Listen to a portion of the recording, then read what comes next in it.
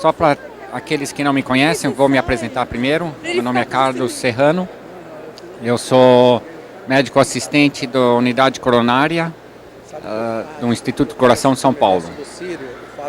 Então eu estou aqui nesse evento aqui bem à vontade para a gente falar sobre síndrome coronária aguda. E eu vejo que acho que os dois lados saem ganhando, porque vocês e eu, acho que a gente sempre trocando ideias, a gente pode ver.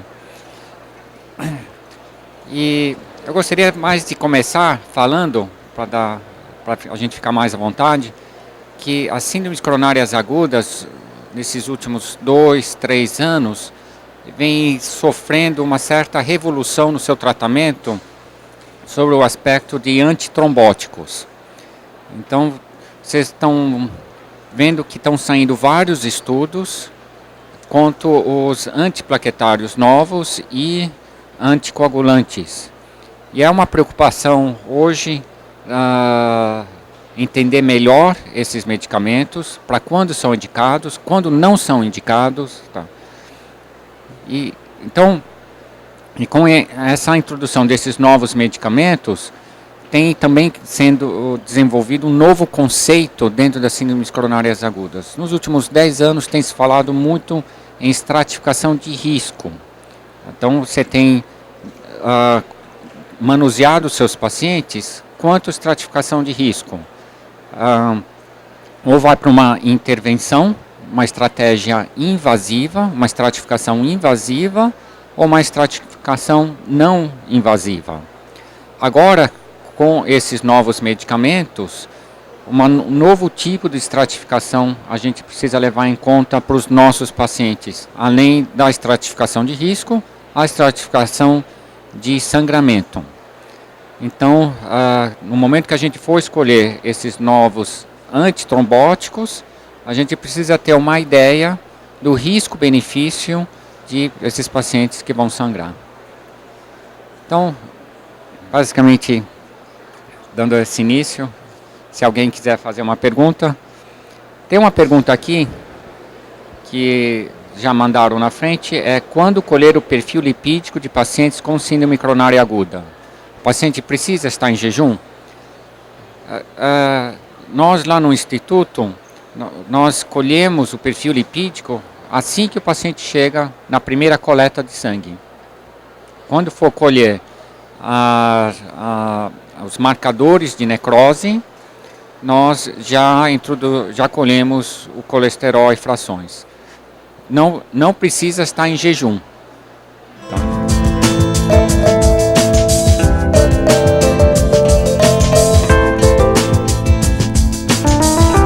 Então, a pergunta é interessante.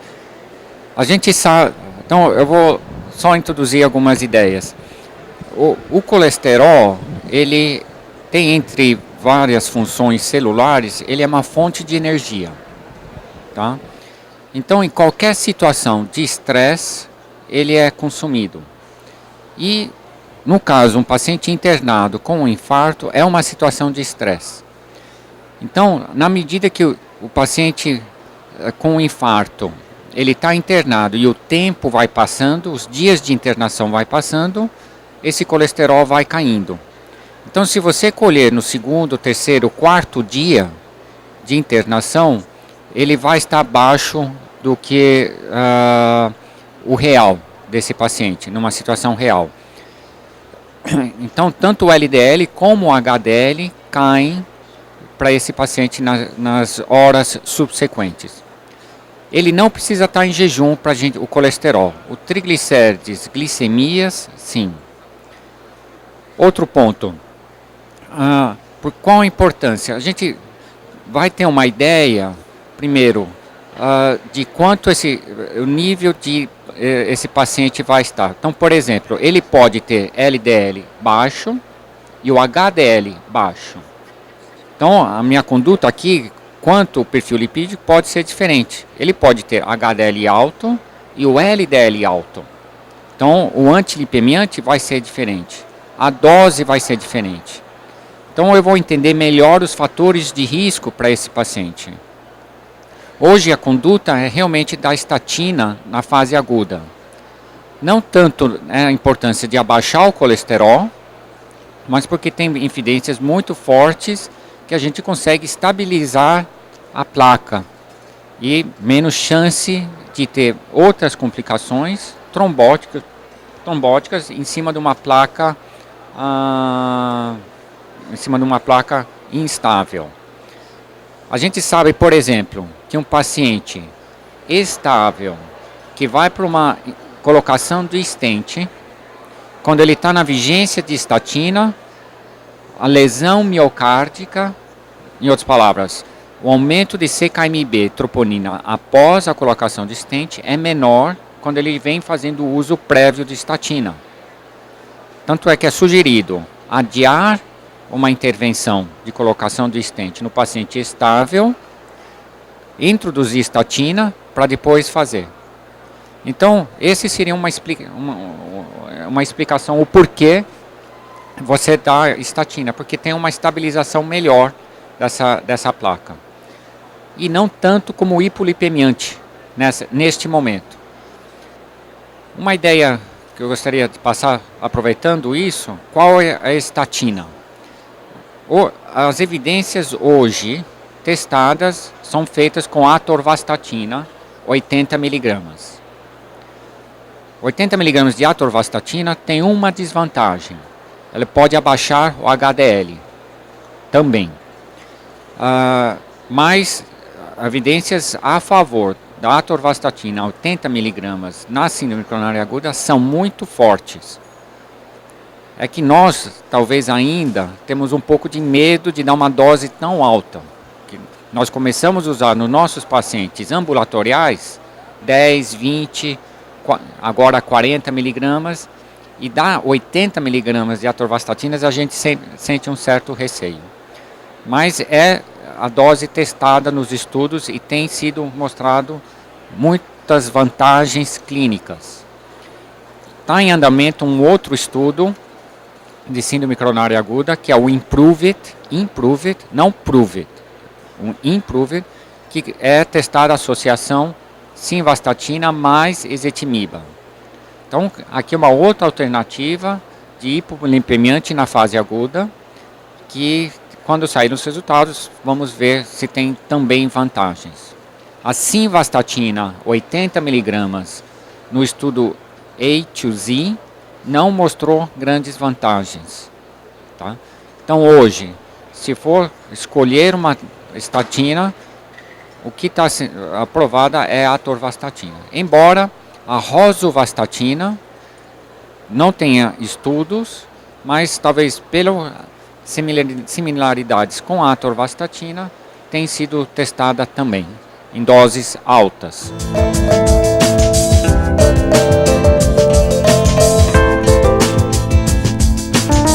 Uma dose menor não. Na medida que você vai aumentando as doses de atorvastatina, o HDL cai. Até 20, 40, ele sobe HDL. Pouco, mas sobe. Com 80 tem algumas evidências que pode. Então, num paciente que você colheu na fase aguda, na entrada, o perfil lipídico, e ele tiver HDL baixo, e o problema dele é o HDL baixo e não o LDL alto, tá? Aí, respondendo a pergunta, talvez a atorvastatina nessa dose não estaria indicada. Mas por isso você precisa dosar no começo, na entrada.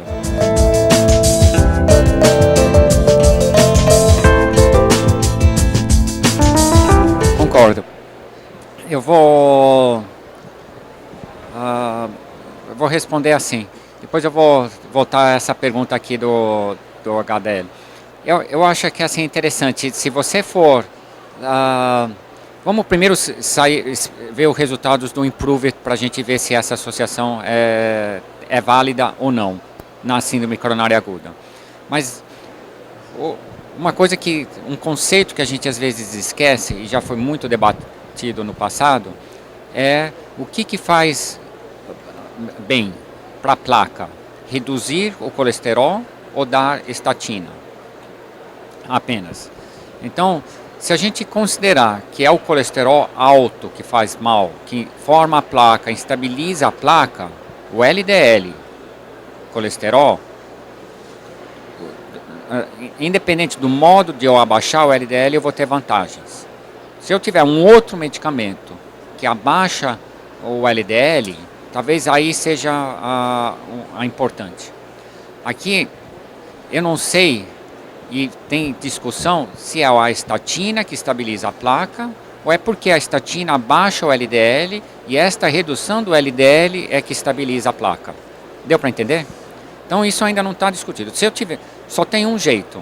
Se tiver um outro medicamento que abaixa o LDL, que não uma estatina, aí eu vou poder responder essa pergunta. Existe algum estudo que associe atorvastatina com ezetimiba? Não. É só agora. Então, qual que é a importância da simvastatina com ezetimiba? Porque é um potente redutor de colesterol. Então, então nós fizemos uma tese com um colega chamado Eduardo Pêsaro, que é muito interessante.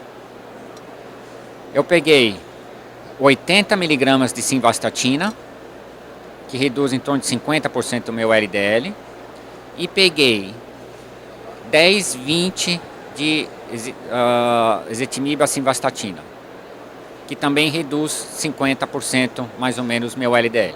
Deu para entender? Então, comparei esses dois pacientes estáveis. Qual a diferença desses dois? É uma dose 4 vezes menor de estatina, 80 vezes 20. Os dois reduziram o LDL no mesmo nível. Deu? Aqui foi um estudo que mostrou que não foi na fase aguda, mas houve vantagens quanto à agregação plaquetária. Eu consegui inibir a ativação plaquetária com essa associação 10-20 e com a simvastatina isolada a 80 não tive tanto efeito antiplaquetário. Tá? Então mostrando aqui que talvez a ezetimiba, que tem um mecanismo que agindo via triglicérides e tal, pode inibir plaquetas. Então é interessante essa associação. Eu posso ter um efeito antiplaquetário com essa combinação 10-20 que eu não tenho com o simvastatina. Então essa seria uma opção talvez interessante para ser testada na síndrome coronária aguda. 10-20 e 80 de simvastatina. São 4 doses menos de 4 vezes menos de simvastatina. Tá? A rosuvastatina na fase aguda também, na síndrome coronariana, a dose mais alta também baixa o HDL? Não, aí não. É só com atorvastatina. Então vai ser 40 miligramas de rosuvastatina. Essa é a dose que tem que ser testada. Independente do colesterol? Obrigado. Independente do colesterol. Do nível de colesterol, 40 miligramas na fase aguda? Se eu acreditar que a estatina estabiliza a minha placa, independente do LDL... Agora, veja bem, a gente tem que entender assim, o LDL, primeiro, falar da estatina, antes que me esqueça que eu estou para falar isso. Realmente, hoje, dificilmente um paciente sai de uma unidade coronária sem estatina. Tá? A estatina pode ter, além de seus efeitos, tem um efeito psicológico também. A gente sabe que o paciente que recebe estatina na alta, ele tem uma aderência maior ao tratamento. Isso foi muito bem comprovado. Se eu pegar 2 pacientes e um tem estatina na sua receita de alta e outro não tem estatina, aquele que tem estatina valoriza mais o tratamento porque ele sabe que o colesterol já está bem, aceita essa ideia do colesterol.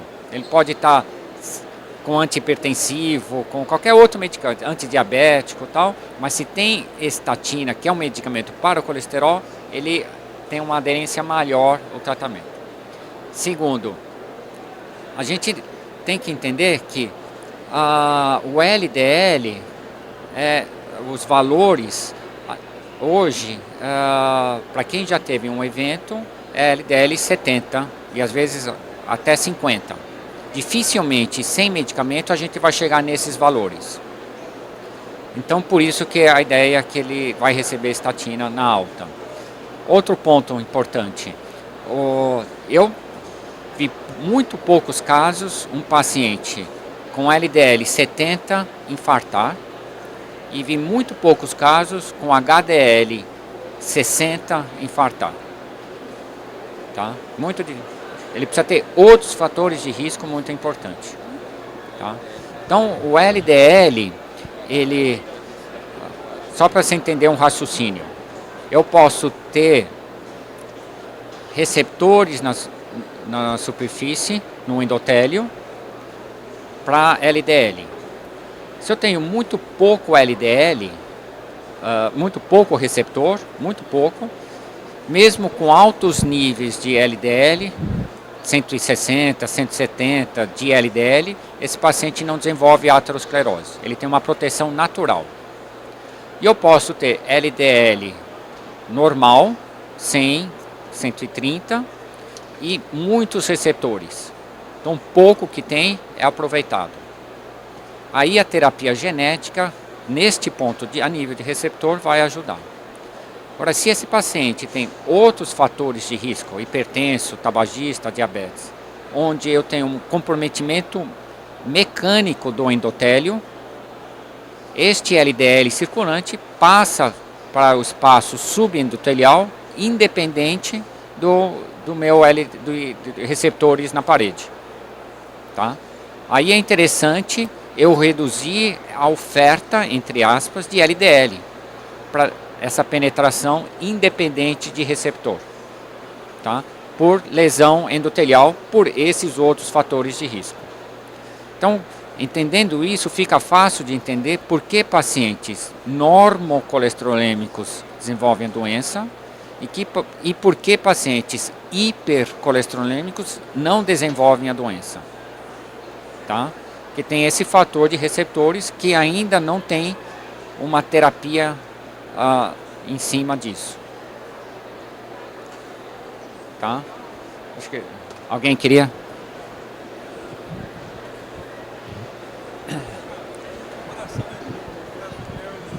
Do grau na doença coronariana aguda. Certo.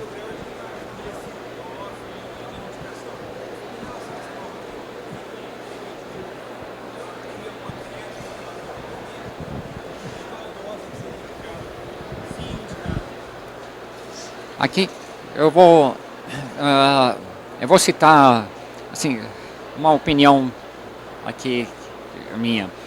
Tem 3 grandes estudos que revolucionaram a terapia antitrombótica. Um foi o estudo CURE, que introduziu o clopidogrel. Bastou um estudo para a gente aceitar o clopidogrel. Outro é o estudo time 18, que introduziu o prasugrel. E agora o Plato, que introduziu o ticagrelor. Tá? Então, são 3 estudos que estão.